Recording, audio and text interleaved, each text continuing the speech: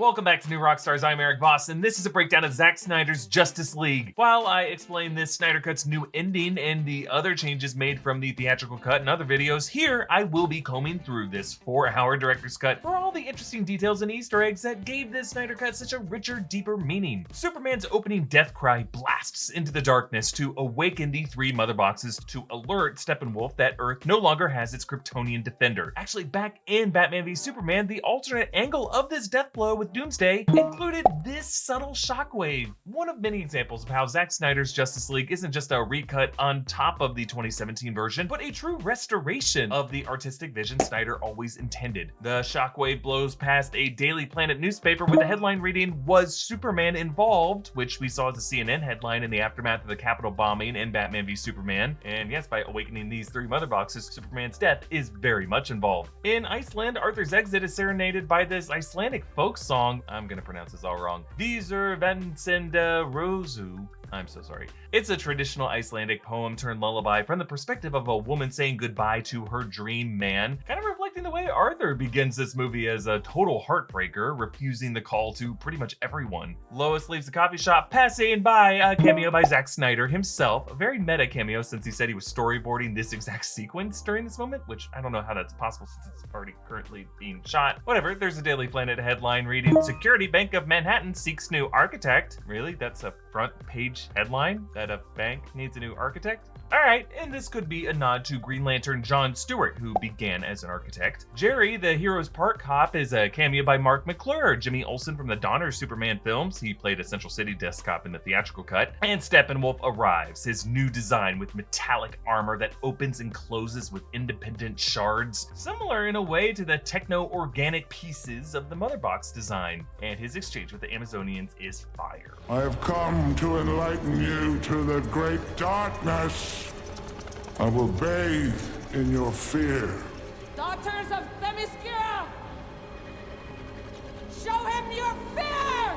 We have no fear! And we feel each and every heartbreak of the Amazonian sacrifices, building up to the whole friggin' vault collapsing into the sea. Snyder re-rendered Steppenwolf's blow so that each of them spray blood. And then Vanellia's death now features bolts of Steppenwolf's axe firing through her face as the blade comes down. To warn Diana, they fire the arrow of Artemis, which gets its name from the Greek goddess Artemis, whom we actually saw fire the arrow that plunged into Darkseid's chest to keep him from acquiring the slain Green Lantern's ring. So the arrow of Artemis was really the key to it all there. The sinking fishing boat is named the Courtlant, a reference to the housing project in Ayn Rand's The Fountainhead, a controversial novel and a favorite of Zack Snyder's that he has been trying to adapt for years. Arthur chugs the liquor bottle and throws it into the sea. Remember, sea pollution was a big plot point in Aquaman. King Orm orders the Atlanteans to spew back all the litter onto the shores, but Arthur's move is justified by an added scene with Willem Dafoe as his mentor Volko begging him to take his mother's trident, all at the base of the statue of King Atlan, and Arthur says that he hates everyone in Atlantis anyway, so litter away, I guess. Upon setting up his stronghold, Steppenwolf promises to conquer Earth For Darkseid. This promise actually becomes his final spoken words in the final act of this film, right before Superman arrives and wrecks him. For Darkseid.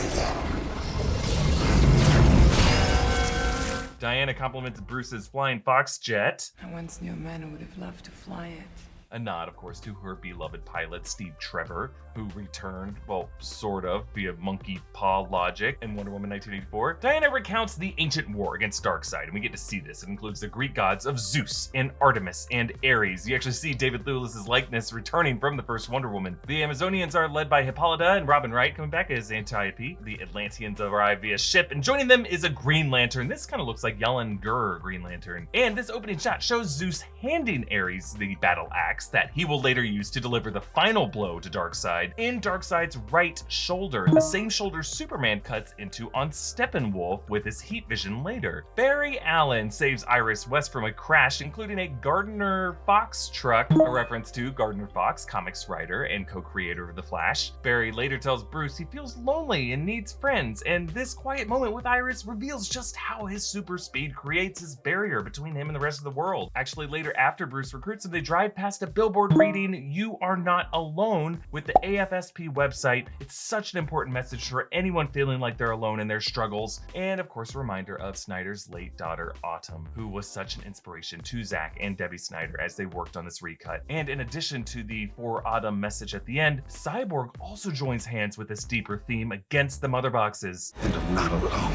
Another added scene shows the parademons dragging Atlanteans out on a beach using a mechanized Starro to scan their thoughts. Steppenwolf also uses it again later in the tunnel before Cyborg eventually crushes it. Starro is a DC parasitic hive mind, confirmed to play a major role in James Gunn's Suicide Squad later this summer. Victor Stone's football game scoreboard was sponsored by Wayne Enterprises. He is the star of this team, and in Batman v Superman, Gotham City University losing to Metropolis's team was a result of his absence. His number is 7, maybe a nod to the early marketing of Unite the Seven for this movie, 7 Justice League members, which this cut finally delivers by adding Martian Manhunter to the lineup. There's no Green Lantern yet, just 2 dead ones in this movie. In Victor's car accident with his mother, the moment of the crash, notice how he reaches across to protect her with his left arm. And later when he awakens in his cyborg brain, the first thing he does is look at his left hand, which is no longer severed. And we also know from the football scene that from the hand he used to throw the ball is that this guy is left-handed. And this whole mental tour of his powers depicts a bull fighting a bear, representing a bull market versus a bear market, an economy on the rise versus an economy in recession. I'm told, I don't know economics, otherwise I wouldn't be hustling for views on YouTube.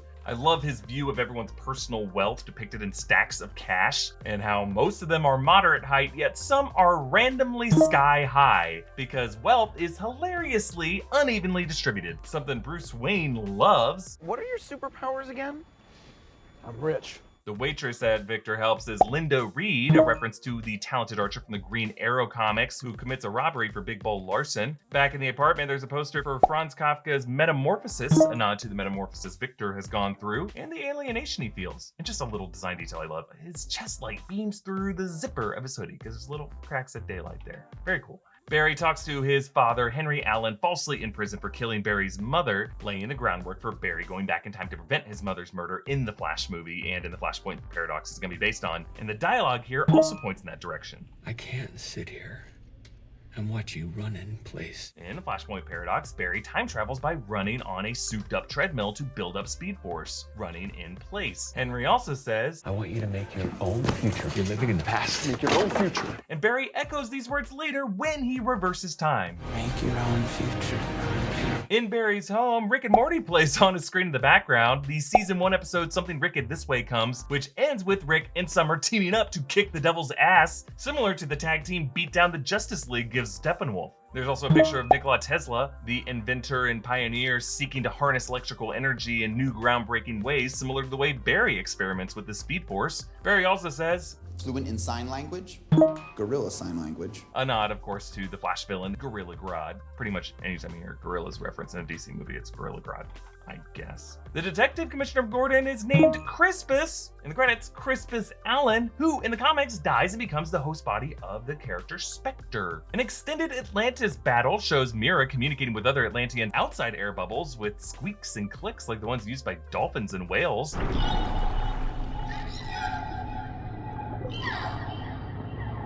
In which she fights Steppenwolf, she uses her water-bending powers to suck the moisture and the blood out of Steppenwolf's body. So cool. Steppenwolf tells Darkseid about the anti-life equation on Earth, calling it The key to controlling all life and all will throughout the multiverse. Whoa now, multiverse implies that these apocalyptians know about the existence of alternate realities beyond this one. Another sign the DC universe is branching further outward into alternate timelines in this coming Flash movie. And then Darkseid joins the chat and Steppenwolf's armor retracts from his head in a sign of submission. Later, when Superman heat visions through his armor, it similarly retracts because this is precisely the moment Superman has him pinned. He's his daddy now. Victor tells him the history of the third mother box, item number 61982, a nod to Cyborg's introduction in DC Comics in June 1982. Martha meets with Lois, though really this is Martian Manhunter John John's in disguise, shifting eventually back into his normal alias of Swanwick, Harry Lennox. He tells Lois that the world needs her, recognizing her as the key to Superman's fate. Martian Manhunter, of course, also meets Bruce in the final scene. As they dig up Clark's corpse, Diana says to Arthur, An Amazon working with an Atlantean.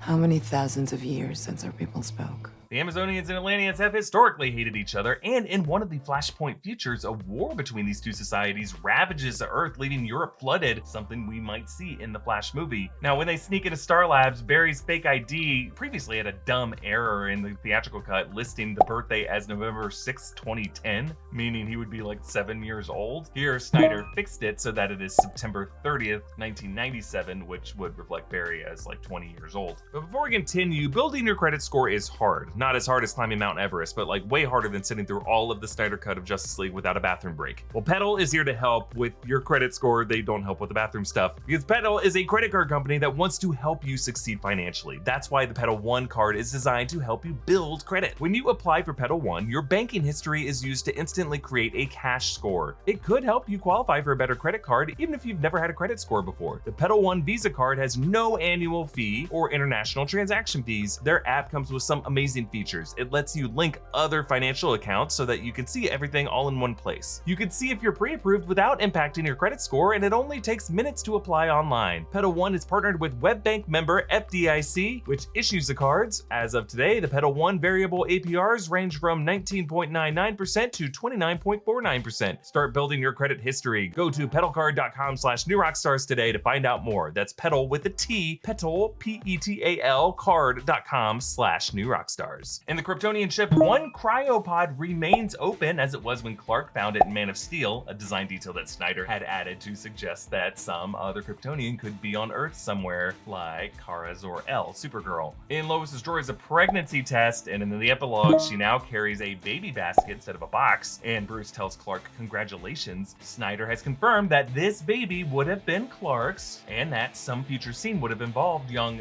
Bruce Kent being brought into the Batcave, set up as the next Batman. Victor sees a vision of a dark future. The Unity completes. Earth is scorched. Darkseid sits atop his throne. Diana's body burns on a funeral pyre in the ruins of Themyscira overlooked by Darkseid. Coins are on her eyes. This is a tradition dating back to ancient Greece. The fair pay to Carrión for the soul's delivery across the river Styx. Darkseid stabs Arthur with his own trident, and it is the three-pronged trident of Atlan, so this would be after Arthur takes the throne in the events of the Aquaman film. And Darkseid also uses his Omega beams to kill other Atlanteans. Their corpse just kind of floating around there. Black suit Superman cradles the charred corpse, probably of Lois, and this is in the Batcave. You can see Robin's suit in the background there as Darkseid rests his hand on his shoulder to claim him, which is interesting. So he's not using the anti-life equation to control Superman's mind. Superman is turning on the Justice League with his own free will. And then we see the ruins of Wayne Manor after its conversion to the Hall of Justice. Superman hovers over it. He's holding the Batman mask that he tore off Bruce in the Batman v Superman nightmare sequence. And among this rumble, a bunch of great Easter eggs. First off, the corpse of Green Lantern Kilowog, and then the portrait of Thomas Wayne, Jeffrey Dean Morgan, who may show up as Thomas Wayne Batman, Aquaman's trident, Diana's shield, relics, since both of them are dead in this timeline, and then Joker's truce card torn in half, meaning the truce was broken here. So why is Victor seeing this? It's because right at this moment, Barry is using time reversal to sync his Speed Force with the Mother Box at the moment of the fluid contact.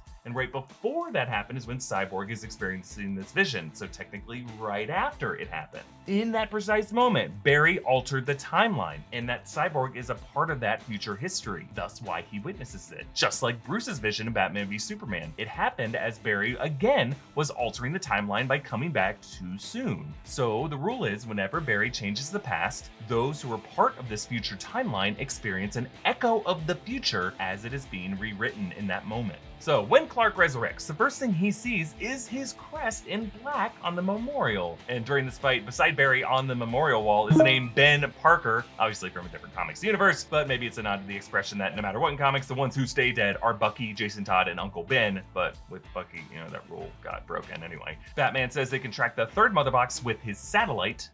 You have a satellite? F6.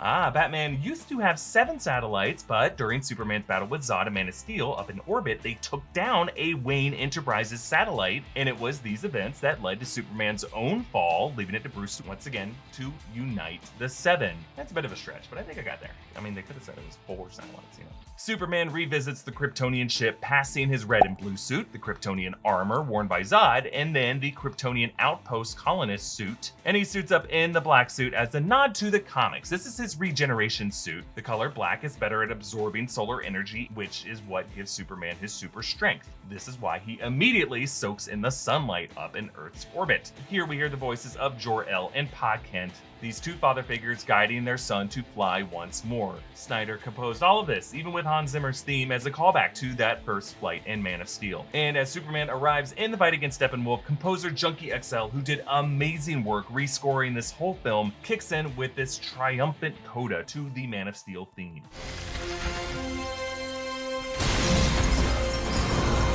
Every hit Superman delivers on Steppenwolf releases a shockwave, echoing the shockwaves of his dying breaths in the opening scene. But missing his window, Barry has to use super speed to reverse time once more. And I love how the crumbling terrain rematerializes with every step as he outruns the reverse destruction, conveying how it is this literal running that stitches the world back together. And we see the gross flesh of Superman and Cyborg rematerializing, and I specifically love that they do this for Victor to remind us of his remaining humanity that's still in his cyborg body. And it is that humanity that helps Victor see the Mother Box illusions as what they are. Sadly, you could say it is the fact that his father Silas is actually there. That's the red flag, when in reality, he was a no-show. And I love how the Mother Boxes are briefly shown as these white-haired demons, since, they are not just tech. They were describing them earlier as living things. And with the Unity separated, the God-powered Justice League members deliver an amazing 1-2-3 fatality on Steppenwolf, with actually the fourth and final blow delivered by Darkseid. He's flanked by Desaad and Granny Goodness, who in the comics is the one who trains Darkseid soldiers. The epilogue is narrated by Silas Stone, the voice recording Victor previously smashed. I love how it encourages him to take his place as a hero, which in a way parallels Jor-El's recorded message to his son.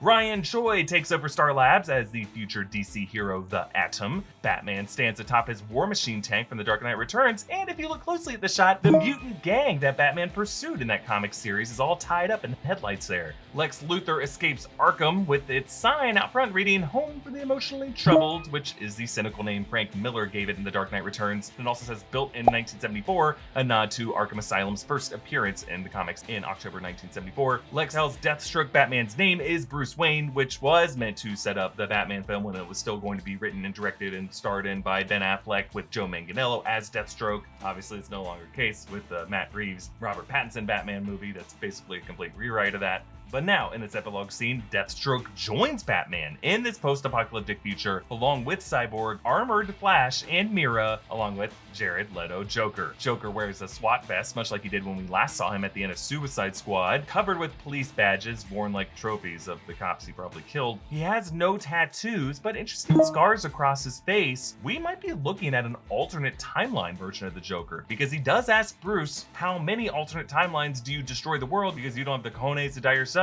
During this, Joker taunts Batman about killing Robin, and notice how Snyder lets Joker go more and more out of focus as Batman's just staring more at that card and trying to ignore Joker's teasing until the moment Joker crosses the line to snap him into focus. Like, why you sent a boy wonder? To do a man's job. Now, Joker's Truce card is actually the same Joker design as the Joker card that appeared in Batman #1. Going way, way, way back there. This is a sign of the truce between them to never bring up this bad blood, because if they do, they're gonna start fighting. This explains why Batman had that Joker card taped to his gun in Batman v Superman, and that card being torn in Vic's vision tells us that in at least one of these futures, Batman says, screw it, he tears the card, he lets Joker cackle on about killing Robin, and then beats the Joker to death. But that would be mission failure for Batman. He can't do that. He needs Joker to change his mind in the past, to spare Lois and prevent her horrific death in the Batcave, prevent Superman from turning on Batman and the Justice League, and helping Darkseid conquer Earth. And after many, many failures, it sounds like Batman has finally found Joker's key. Harley Quinn. Because notice, right as Batman brings up Harley, Joker suddenly looks stunned. He even trembles before he says, "Oh, you're good. You almost had me."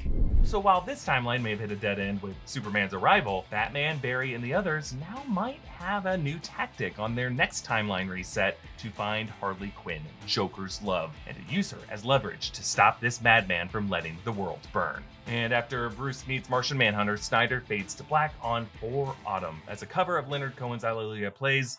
He said this was his late daughter Autumn's favorite song, and this is a song whose lyrics tell the story of a heartbroken artist just struggling to find meaning in the rote chanting of a church hymn, a struggle that Zack Snyder could certainly relate with as he completed this project that was so close to his heart. You can follow me on Instagram and Twitter at EA Voss, follow New Rockstars, subscribe to New Rockstars for more breakdowns of everything you love. Thank you for watching. Bye.